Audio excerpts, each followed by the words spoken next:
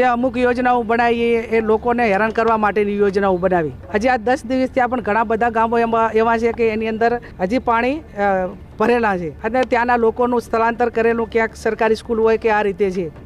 કાયમી વરસાદી નિકાલ માટે મોટી યોજના બનાવવાની થાય કે તળાવો સાથે કે એની કનેક્ટિવિટીની વાત સીએમ પાસે પણ કરી હતી. આજની મિટિંગમાં એ ચર્ચા પણ કરી. એટલે ત્યાં વરસાદી પાણીના કારણે આવનાર સમયની અંદર રોગચાળો ફાટી નીકળવાનો છે. પશુધન જે અત્યારે ચાલુ વરસાદે મર્યું હતું એનાથી પણ વધારે ક્યાંક ને ક્યાંક ખેડૂતોને નુકસાન જવાનું એનું કારણ કે હજુ સુધી ખેતરોમાં ઘાસચારો કે લેવા માટે જવાતું નથી.